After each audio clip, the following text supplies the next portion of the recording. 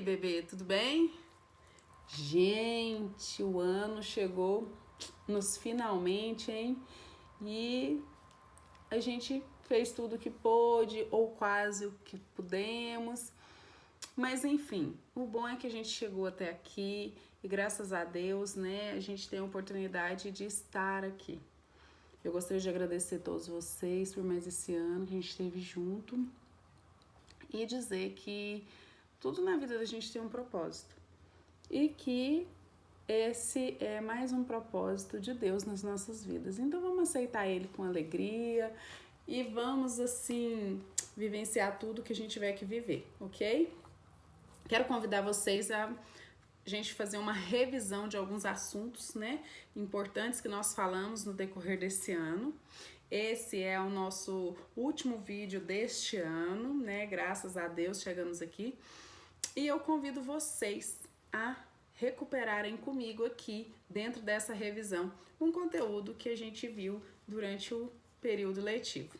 Gente, nós entendemos que a sociologia ela vai estudar, né, o comportamento humano, ela vai tentar compreender esse homem em sociedade, esse homem como pessoa, como trabalhador, né, como cidadão. Então, dentro desse processo, vão surgindo ali algumas especificidades no caminho, né? E dentro, né, das propostas trabalhistas e dentro do desenvolvimento industrial que nós tivemos, o desenvolvimento mecânico, um desenvolvimento onde ganha-se, gera-se imensas proporções, né, de trabalho, né, e nem sempre esse trabalho foi um trabalho adequado.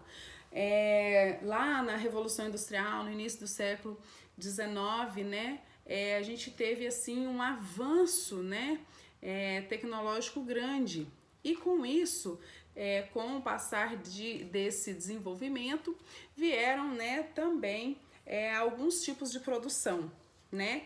Nós temos, né, o taylorismo, o fordismo e a produção flexível. O que vem a ser isso, professora? O Fordismo, o taylorismo, ele ficou marcado como um modelo de produção que ele vigorou muito na exploração do trabalhador, né? Como assim, professora, na exploração do trabalhador? Porque o trabalhador, ele passava por processos tortuosos, né? Ali onde os operários, eles exerciam tarefas estafantes, né? Mecânicas mesmo, ou seja, quando você entra numa empresa que possui, né, esse tipo de modelo de produção, se você entra apenas para, vamos supor aqui, ó, tem uma caneta e você entra apenas para encaixar aqui o fecho da caneta, ó, você vai fazer esse trabalho o tempo todo. Você não vai conhecer o processo de desenvolvimento dessa caneta. Você vai conhecer apenas essa etapa do processo. E você vai fazer repetidas vezes esse processo por horas e horas e horas e horas. Lembrando que naquele momento os trabalhadores trabalhavam até 16 horas por dia, né? Então praticamente eles não tinham vida, eles viviam, né, para o trabalho, né? E visto que tudo isso não foi assim algo que foi tranquilo, houve um processo ali de desgaste, né? Dentro do nosso cotidiano, dentro da nossa perspectiva, aqui no Brasil houve uma implementação de leis trabalhistas, né? Então, assim, essas leis trabalhistas, elas vão sendo atualizadas conforme as necessidades, né, da população ao passar do tempo, porém, para a gente voltar lá e compreender, na era Vargas, né? Vargas, ele foi um governante que ele fez, né? Ele fez uma política, né, trabalhista, né? Ele encontrou uma forma, né, de controle social e político, né? Se inspirando até no fascismo italiano. né, ele procurou controlar essa massa de trabalho urbano, né, como? Criando ali as leis, a legislação do trabalho, ok? Então, porque ele viu que a gente estava ligado a uma crescente industrialização, né, no país, o país estava crescendo a indústria muito rápido, muito acelerado. Então, em 1º de maio de 1943, ele decreta ali, né, a CLT, que é a consolidação das leis de trabalho, né, mais conhecidas como leis trabalhistas. E essas políticas trabalhistas, né, na era Vargas, ela tem uma transformação ali, ó, uma das principais características é a transformação, né, da estrutura econômica, né, porque ele passa a investir nas indústrias de base, né, como a siderurgia, a siderúrgica, a metalúrgica, né, o setor de energias, né, e essa medida política e social, ela vai ter características no âmbito econômico, né, e ele vai priorizar, né, ali a questão da legislação do trabalho, né, então o objetivo dele ali era duplo, né, ele queria demonstrar ali que ele poderia obter os dois ganhos dos dois lados.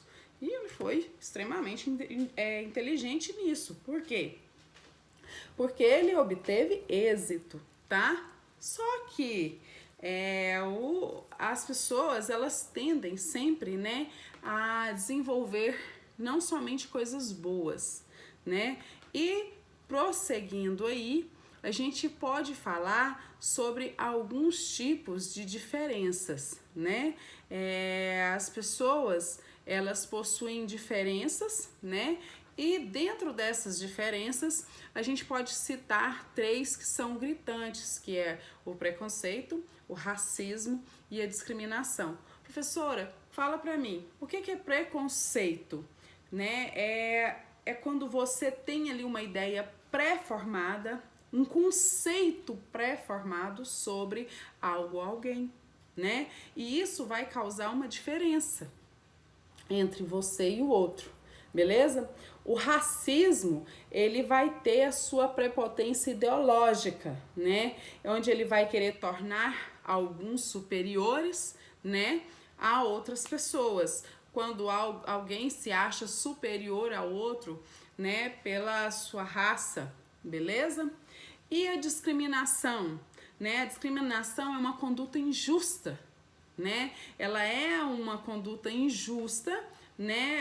E geralmente ela vai ter determinadas atitudes que vão ser desequilibradas, né? E não vão ser legais dentro das relações humanas, beleza?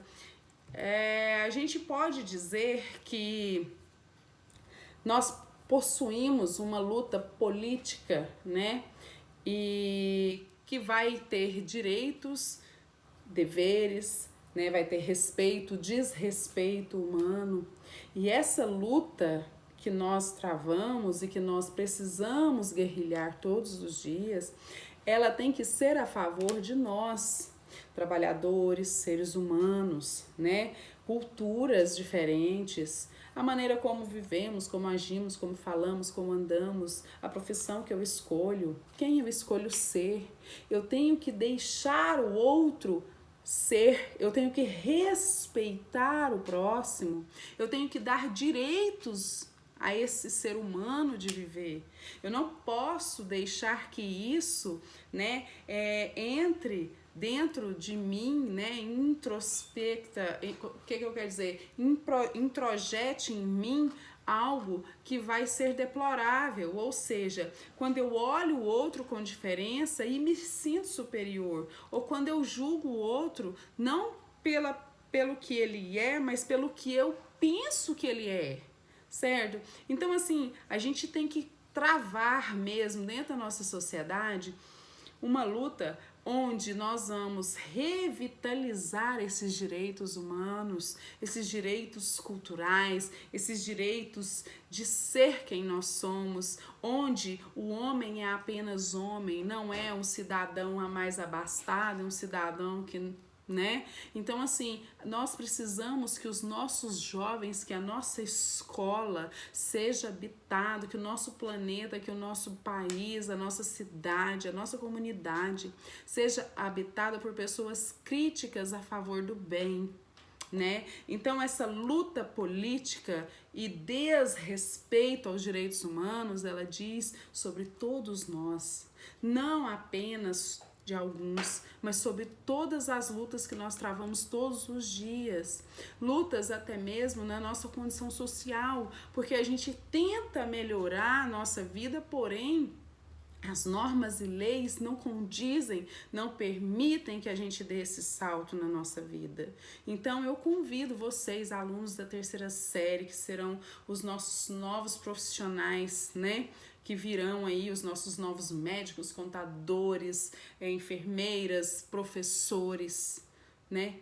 Lute por nós, não por si somente, porque a gente não vive sozinho, a gente vive em sociedade.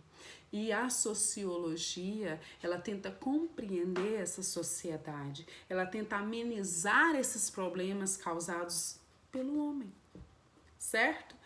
E eu gostaria de finalizar falando para vocês que muitas vezes o que a gente precisa, né, é permitir que o outro seja, permitir que o outro viva, né?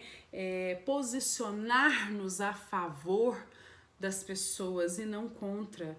Eu fico tão triste às vezes quando eu vejo algumas notícias em que, vamos por exemplo dizer, em que mulheres são contra mulheres. Ora, se somos do mesmo sexo, não quero que essa história assim, ó, de mulher é o sexo frágil, não. Nós somos mulheres, nós temos condições vulneráveis, sim, porém a gente tem o direito de ser quem nós somos, de agir como nós podemos agir dentro dos nossos ideais, dentro das nossas perspectivas, né?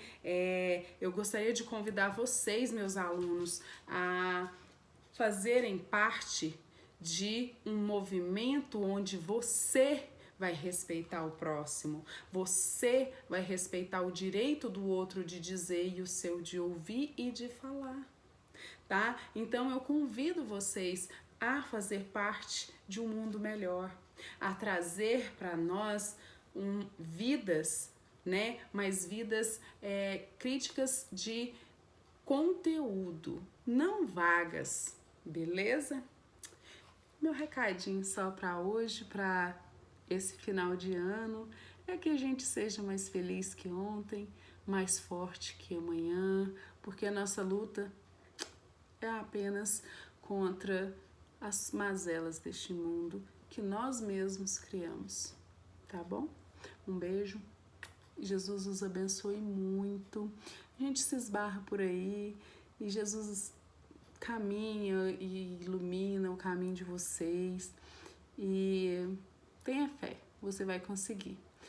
Coloque-se no lugar do outro, vai ser mais fácil de você compreendê-lo, ok?